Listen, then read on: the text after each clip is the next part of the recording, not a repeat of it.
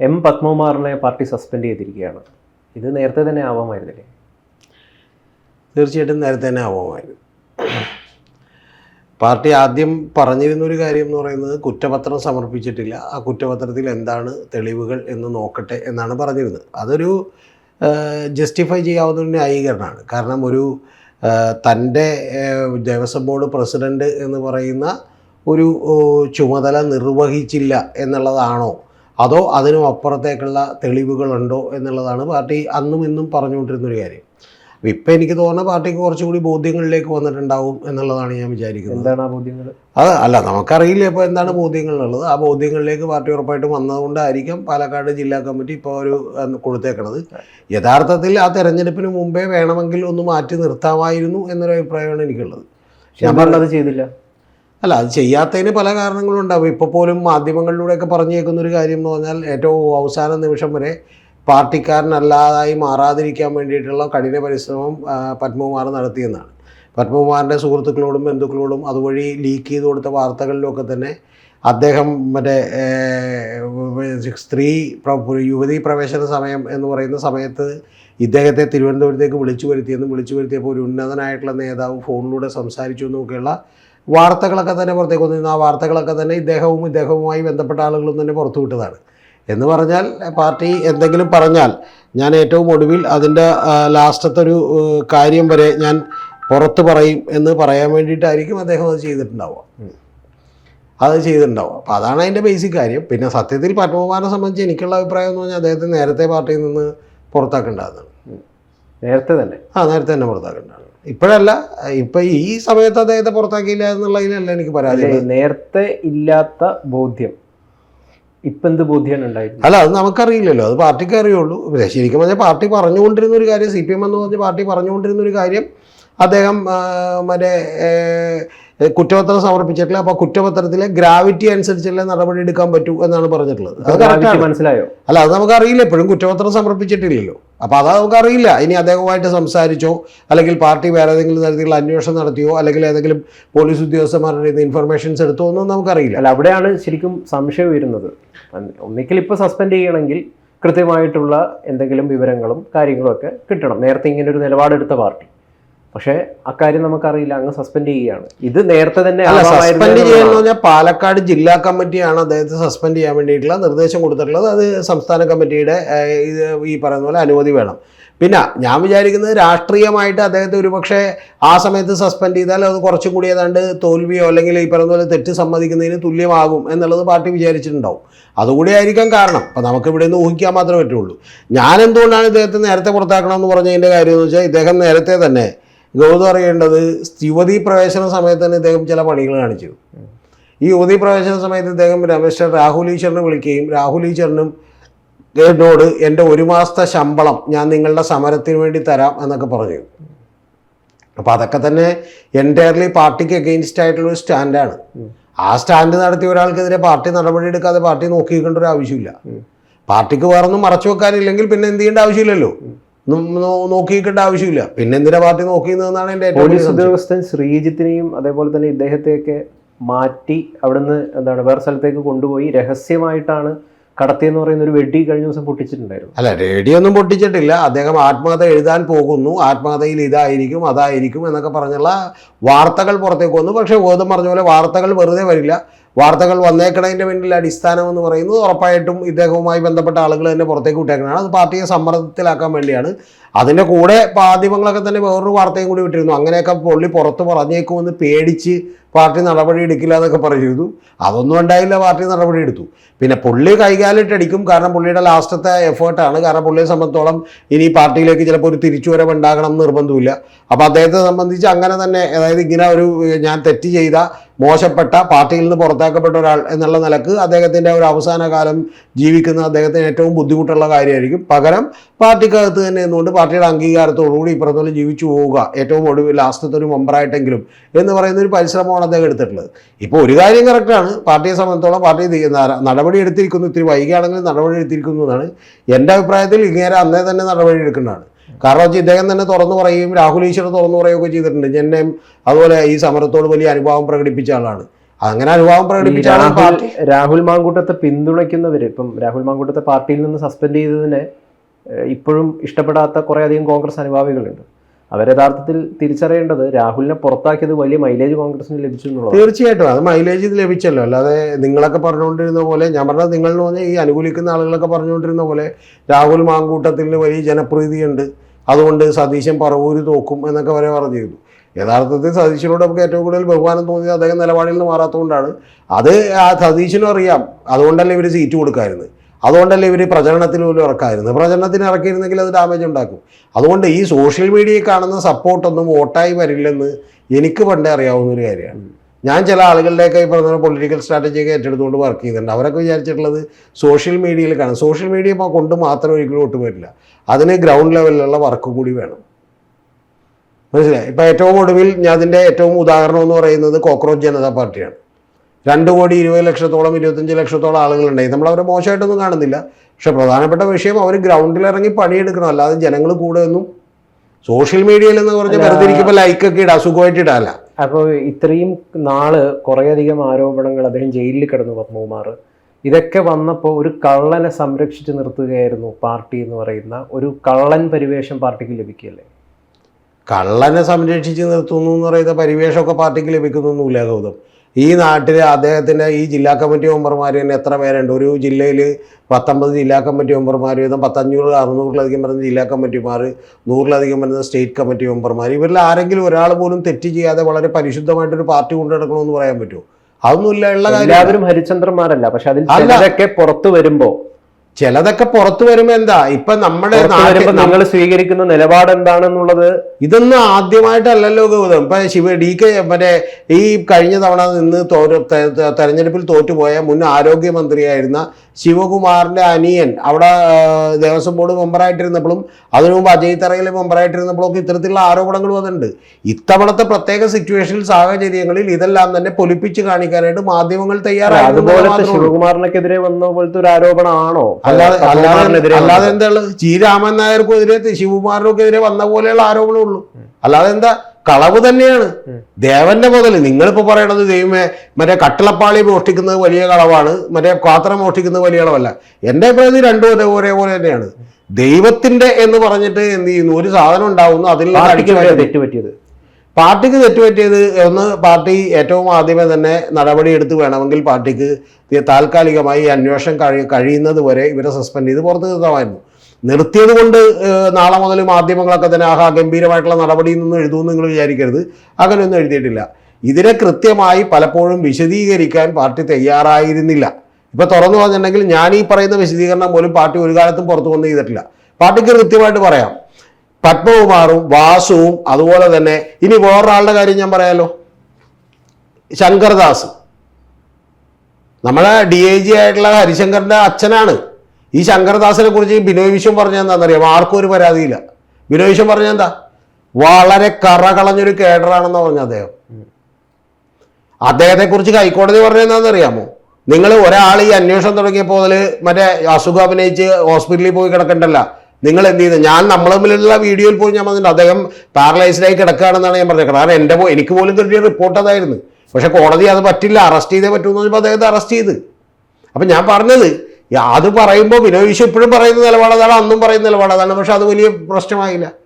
അപ്പോൾ പത്മകുമാറിന്റെ കേസിൽ എൻ്റെ പ്രശ്നം അദ്ദേഹം ഈ ചെയ്തത് പോലുമല്ല.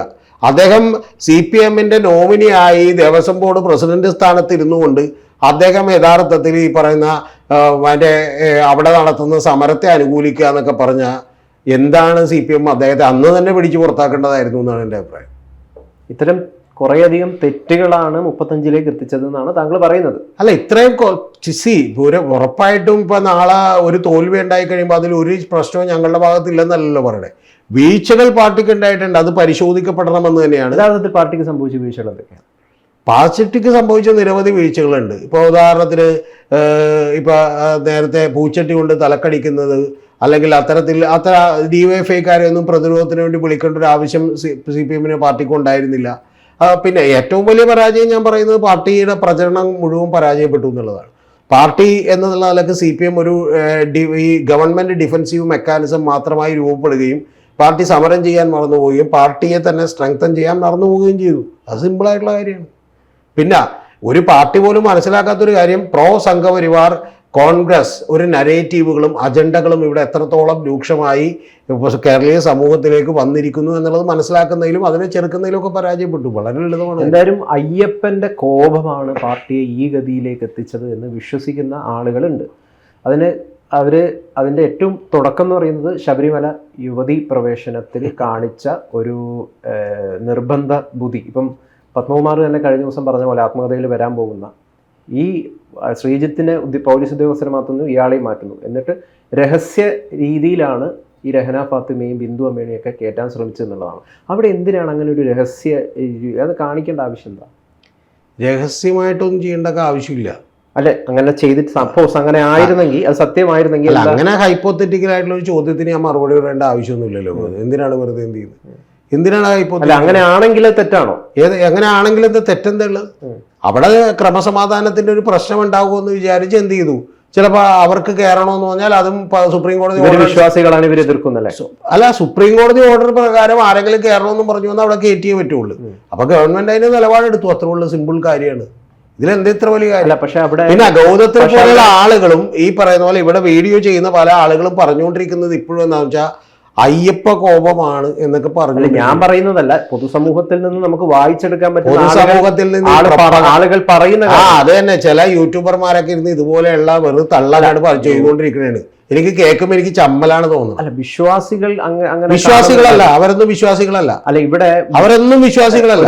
അവരൊക്കെ ഈ പറയുന്ന പോലെ ശരിക്കും വന്നിട്ടുണ്ടെങ്കിൽ ഉറുമ്പിന്റെ കാലെണ്ണെന്ന് ഉടായിപ്പുകളാണ്. ഇപ്പം എന്തുകൊണ്ടാണ് ഇപ്പൊ ഒരു ഉദ്യോഗസ്ഥനായിട്ട് അല്ല, അവര് വിശ്വാസികളല്ല എന്ന് പറഞ്ഞാൽ എനിക്ക് എക്സ്പ്ലനേഷൻ തന്നെ, എന്നിട്ട് ബാക്കി പറയാം. അല്ല, ദേവസ്വം ബോർഡില് ഇപ്പോ ഉദ്യോഗസ്ഥനായിട്ട് ഫിക്സ് ചെയ്തിരുന്ന MP പ്രദീപിനെ ഇപ്പോൾ VD സതീശൻ ജനവികാരം കണക്കാക്കി ഉടനെ തന്നെ രാജിവെപ്പിച്ചു. അത് ജനവികാരം കണക്കാക്കിയിട്ടാണ്. അപ്പോൾ സുപ്രീം കോടതി അങ്ങനെ ഒരു നിലപാടെടുത്തിട്ടുണ്ടെങ്കിലും ഒരു സ്റ്റേറ്റിന് നിലവിൽ ജനവികാരം ഇതിനെതിരാണ്, അല്ലെങ്കിൽ അതിന് അനുകൂലമായിട്ട് നിൽക്കുന്നില്ല എന്ന് മനസ്സിലാക്കേണ്ട ഒരു മെച്യൂരിറ്റി കാണിക്കേണ്ടതായിരുന്നു.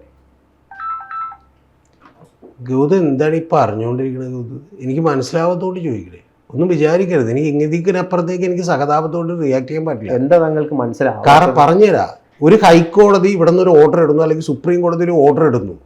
അതിനെയും ഞാൻ തന്നെ എന്ത് ചെയ്തു? തെറ്റായ ഒരു കാര്യം ചെയ്തു, എനിക്ക് തന്നെ പിൻവലിക്കാൻ പറ്റുന്ന ഒരു കാര്യത്തെയും തമ്മിൽ എങ്ങനെ കമ്പയർ ചെയ്യണത്? സുപ്രീം കോടതി ഓർഡർ നാളെ പിണറായി വിജയന് തോന്നാണ് ഇവിടെ ജനവികാരമൊക്കെ എതിരാണ്, എന്നാൽ അങ്ങോട്ട് പിൻവലിച്ചേക്കാന്ന് വിചാരിക്കാൻ പറ്റുമോ? എന്താ നിങ്ങളിപ്പോൾ കർഷക നിയമത്തിൽ നിന്ന് പിൻവലിയേണ്ടി വന്നത് എന്തുകൊണ്ടാണ് മോഡി സർക്കാരിന്? എന്റെ പൊന്ന്, അതാണ് പറഞ്ഞത്. ഗവൺമെന്റ് പാസ്സാക്കുന്ന ഒരു നിയമം, എന്റെ അധികാരത്തിന്റെ താഴെയുള്ള നിയമം, ആ നിയമത്തിൽ നിന്ന് നമുക്ക് വേണമെങ്കിൽ പിന്മാറാം. ഒരു സമരം ഉണ്ടെന്ന് പറഞ്ഞാൽ പിന്മാറാം. സുപ്രീം കോടതി വിധിയിൽ നിന്ന് എങ്ങനെ പിന്മാറുന്നത്? ശരി, സുപ്രീം കോടതി വിധി ഇപ്പം എന്തുകൊണ്ടാണ് നടപ്പിലാക്കാത്തത്? ഇപ്പൊ റിവിഷൻ പെറ്റീഷൻ കേൾക്കുന്നത് അല്ല, ഇതിനിടയിൽ ഇപ്പോഴാണല്ലോ അത് ഉണ്ടായത്. ഇതിന് മുമ്പൊക്കെ കേട്ടായിരുന്നല്ലോ. എന്തുകൊണ്ട് അതിൽ നിന്ന് പിൻവലിഞ്ഞത്? പിൻവലിഞ്ഞത് എന്തുകൊണ്ടാന്ന് വെച്ചാൽ കേരളത്തിലെ ഈ പറഞ്ഞ ക്രമസമാധാനത്തിലെയും പ്രശ്നങ്ങളുമാണെന്ന് മനസ്സിലായതുകൊണ്ടും ബാക്കിയുള്ള രാഷ്ട്രീയ പാർട്ടികളൊക്കെ കാരണം മറിഞ്ഞുകൊണ്ടും. പിന്നെ ഒരു മിനിറ്റ്, താങ്കളിപ്പം പറഞ്ഞു. അല്ല, ഉത്തരം താങ്കൾ പറഞ്ഞല്ല, ഉത്തരമല്ല. അങ്ങനെ പോലെ താങ്കൾക്ക് മനസ്സിലായി ഞാൻ എന്താ ചോദിച്ചത്? ചോദിച്ചത് മനസ്സിലായില്ല. ചോദിച്ചത് മഹാവിഡ്ഢിത്തമാണ്. മഹാവിഡ്ഢിത്തമാണ്. ഗൗതത്തിന്റെ കീഴിലുള്ള ഒരു അസിസ്റ്റന്റ് മാനേജറെ ഗൗതം ഒരു കമ്പനിയിൽ വെക്കുന്നു. അവനൊരു ജനറോഷൻ തോന്നി ഗൗതത്തിന് തന്നെ അവനെ പറഞ്ഞുവിടാം. അല്ലാതെ ഈ ഇന്ത്യ മഹാരാജ്യത്തിന്റെ സുപ്രീം കോടതി വിധിയുടെ ജനരോഷം വിചാരിച്ച് നടപ്പിലാക്കണോ വേണ്ടതെന്ന് തീരുമാനിക്കാനുള്ള അധികാരം സ്റ്റേറ്റ് ഗവൺമെന്റിന് ഇല്ല. ശരി, സിമ്പിളാണ്. അത് ഇതുമായിട്ട് താങ്കൾ കമ്പയർ ചെയ്യില്ല. എന്തൊരു മണ്ട കമ്പാരിസൺ. ശരി, ജനവികാരം മനസ്സിലാക്കിയിട്ട് കയറ്റാമായിരുന്നില്ലേ? എന്തുകൊണ്ട് അതിൽ നിന്ന് പിൻവലിഞ്ഞു? ജനവികാരം മനസ്സിലാക്കിയിട്ട് കയറ്റാമായിരുന്നില്ല. താങ്കൾ പറയുന്നത് ജനങ്ങളെല്ലാം ഈ വിധി, സുപ്രീം കോടതി വിധിക്ക് അനുകൂലമായിട്ടാണ് ചിന്തിക്കുന്നത്, കേരളത്തിലെ ബഹുഭൂരിപക്ഷം ജനങ്ങളും. അങ്ങനെയാണെങ്കിൽ നാളെ സുപ്രീം കോടതി ഒരു വിധി അവിടെ നിന്ന് പ്രഖ്യാപിക്കുന്നു. അപ്പൊ കർണാടക ഗവൺമെന്റോ കേരള ഗവൺമെന്റോ ചെന്നൈ തമിഴ്നാട് ഗവൺമെന്റോ അല്ലെങ്കിൽ ഉത്തർപ്രദേശ് ഗവൺമെന്റോ ഒക്കെ പറയണേ ഇത് ജനവികാരത്തിനെതിരാണ്, നിങ്ങളൊന്ന് മാറ്റിയിട്ട് വേറെ വിധി എഴുതുമെന്ന് പറയുമോ? എന്തീ പറയടാ? അതിവിടെ അതിനനുസരിച്ചുള്ള പ്രശ്നങ്ങളോ പ്രക്ഷോഭങ്ങളോ ഉണ്ടാകുമ്പോൾ ഇത് നടപ്പിലാക്കാൻ ഞങ്ങൾക്ക് സമയം അനുവദിക്കണം എന്ന് പറഞ്ഞുകൊണ്ട് കോടതിയിൽ ചെല്ലാൻ പറ്റും. അല്ലാതെ ഒരു പ്രശ്നമില്ലാതെ ഒരുത്തര തൂക്കിക്കൊന്നേക്ക് എന്നങ്ങോട്ട് പറയുമ്പോഴത്തേക്ക് സുപ്രീം കോടതി വിധിച്ചു കഴിയുമ്പോഴത്തേക്കും ഗവൺമെന്റ് എന്നിട്ട് പറഞ്ഞാൽ അങ്ങനെയല്ല, ജനവികാരം എതിരാണ്, തൽക്കാലം നമുക്ക് തൂക്കാൻ പറ്റില്ലെന്ന് പറയാൻ പറ്റില്ല. അങ്ങനെ നിയമവ്യവസ്ഥയിൽ അങ്ങനെ സാധിക്കുന്ന കാര്യമില്ല. പകരം ഇവിടെ ഓക്കെ അവനെ തൂക്കിക്കൊല്ലുമ്പോഴേക്കും വലിയ ക്രമസമാധാന പ്രശ്നം ഉണ്ടാകാനുള്ള കാര്യമുണ്ട്, അതുകൊണ്ട് അതിന് നമുക്കൊരു പ്രിപ്പറേഷൻ എടുക്കുന്നവരെ വേണമെങ്കിൽ 15 ദിവസത്തേക്ക് നീട്ടിവെക്കണമെന്ന് പറഞ്ഞാൽ സുപ്രീം കോടതി സമ്മതിക്കും. അല്ലാതെ അതിനപ്പുറത്തേക്ക് സമ്മതിക്കില്ല. പിന്നെ താങ്കൾ ഇപ്പൊ പറഞ്ഞ കമ്പാരിസണിലുള്ള വലിയ കുഴപ്പം എന്താണെന്നറിയാമോ? VD സതീശൻ ഗവൺമെന്റ് അദ്ദേഹത്തിന്റെ തന്നെ കീഴിലുള്ള ദേവസ്വം ബോർഡിലേക്ക് ഒരു തെറ്റായ നിയമനം നടത്തുന്നു. ആ തെറ്റായ നിയമനം നടത്തുമ്പോൾ വലിയ പ്രതിഷേധം ഉണ്ടാകുമ്പോൾ എന്ത് ചെയ്യുന്നു? നേരെ അതിനെ പിൻവലിക്കുന്നു, അദ്ദേഹത്തോട് രാജിവെക്കുന്നു. അതുപോലെയാണ് മറ്റു കാര്യങ്ങൾ മാറ്റിവെക്കാം, അവിടെ പ്രതിഷേധം ഉണ്ടാകുന്നു. ആ പ്രതിഷേധങ്ങളും ആർക്കും ഒരു കുഴപ്പമുണ്ടായിരുന്നില്ലെങ്കിൽ ചിലപ്പോൾ അദ്ദേഹം കണ്ടിന്യൂ ചെയ്ത് പോകുമായിരുന്നു. പക്ഷെ അത് ജനങ്ങളെ മാനിക്കുന്നു അല്ലെ എന്ന് മനസ്സിലാക്കിയിട്ടാണല്ലോ രാജിവെപ്പിച്ചത്. ഈ രഹന ഫാത്തിമയും ബിന്ദു അമ്മണിയൊക്കെ കേറ്റുന്ന സമയത്ത് ഈ നാട്ടില് യാതൊരു തരത്തിലുള്ള പ്രതിഷേധങ്ങളും ഒന്നും. പക്ഷെ സുപ്രീം കോടതി വിധി പാലിക്കപ്പെടണ്ടേ?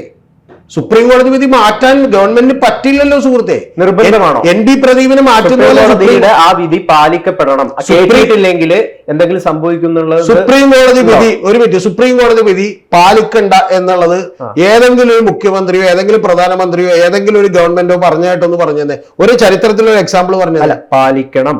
പക്ഷേ അത് ആ സ്റ്റേറ്റുമായി ബന്ധപ്പെട്ടിട്ടുള്ള ജനങ്ങൾക്ക് ഇതിനോട് അനുകൂലമായിട്ടുള്ള ഒരു സമീപനം ഉണ്ടോ? അങ്ങനെയാണെങ്കിൽ പിന്നീട് വരുന്ന മാസങ്ങളിലൊക്കെ കേറ്റാമായിരുന്നില്ല, എന്തുകൊണ്ട് പിൻവലിഞ്ഞു? പിന്നീട് വരുന്ന മാസങ്ങളിൽ കേറ്റണമെന്ന് പറയാനുള്ള കാരണം ഇത് റിവിഷൻ പെറ്റീഷൻ കൊടുത്തു. ആ റിവിഷൻ പെറ്റീഷൻ കോടതി അംഗീകരിച്ചു. കോടതി അംഗീകരിക്കുമ്പോഴേക്കും നമുക്ക് എന്ത് ചെയ്യാം? അത് മാറ്റിവെക്കാം. അത് എത്ര കഴിഞ്ഞിട്ടാണ് സംഭവിച്ചത്? എത്ര റിവിഷൻ പെറ്റീഷൻ കൊടുക്കുന്ന അതിന് മുമ്പ് വലിയ ഗ്യാപ്പ് ഉണ്ടായിരുന്നില്ല, ആ സമയത്ത് കേറ്റാമായിരുന്നു. ഇപ്പോഴും ഇത് ഇന്നലെ നമ്മൾ ചർച്ച ചെയ്തൊരു കാര്യമാണ്. നിങ്ങൾ ആ വിധി ഇങ്ങോട്ട് വരുമ്പോഴേക്കും ഈ കേരളത്തിൽ ജനത്തിലെ ഒരാൾക്ക് പോലും ആ വിധിക്കെതിരെ ഒരു പ്രശ്നം ഉണ്ടായിട്ടില്ല. ആകെ ആ വിധിക്കെതിരെ പറഞ്ഞത് NSS മാത്രമാണ്. ബാക്കി എല്ലാവരും ഈ രാഷ്ട്രീയ പാർട്ടികളും എല്ലാ ജനങ്ങളും തന്നെ ആ വിധിയെ സ്വാഗതം ചെയ്യാണ് ചെയ്തിട്ടുള്ളത്. അപ്പൊ പിന്നെ ഗവൺമെന്റ് ഇത് കേറ്റാതെ ഇത് വളരെ പുരോഗമനപരമായ വിധിയാണ്, നല്ല വിധിയാണെന്ന് പറയുന്നു.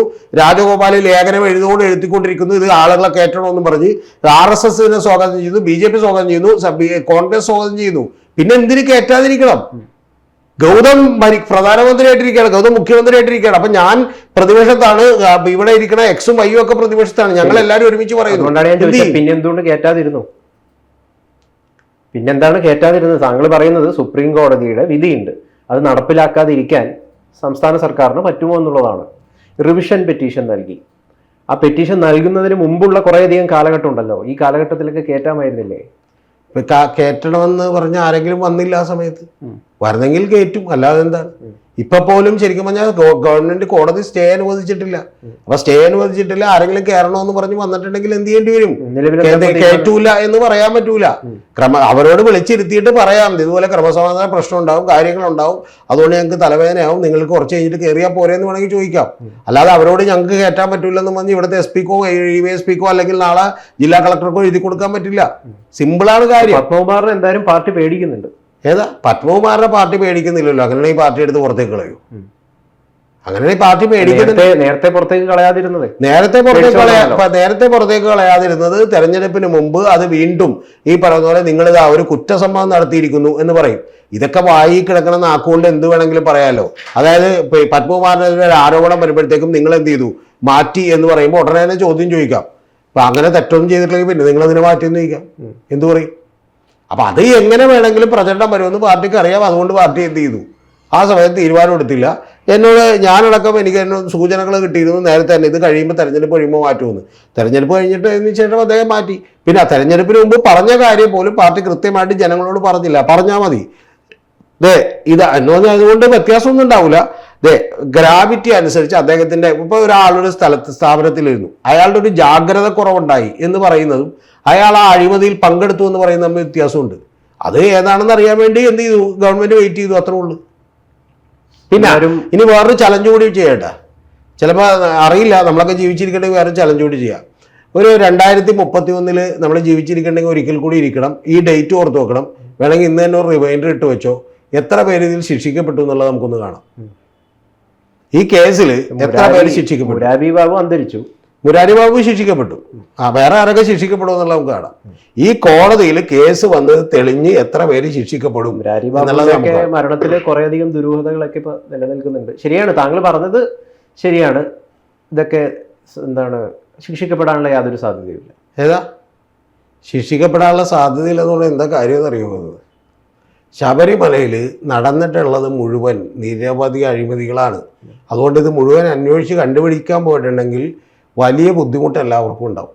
അത്രേ ഉള്ളൂ, സിമ്പിളാണ് കാര്യം. അതായത് പ്രതികളെ കോടതി കയറ്റണം എന്ന് ചിന്തിക്കേണ്ടവർ ആ പ്രതികളെ രക്ഷിക്കാനായിട്ട് പ്രതികളെ രംഗത്തുള്ളപ്പോ എങ്ങനെയാണ് ശിക്ഷിക്കപ്പെടുക?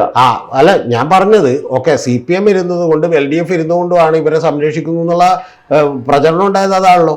ഇപ്പൊ എന്തായാലും 5 കൊല്ലത്തേക്ക് കോൺഗ്രസ് സർക്കാരാണല്ലോ ഇരിക്കുന്നത്. ശിക്ഷിക്കപ്പെടുമെന്ന് നമുക്ക് നോക്കാം.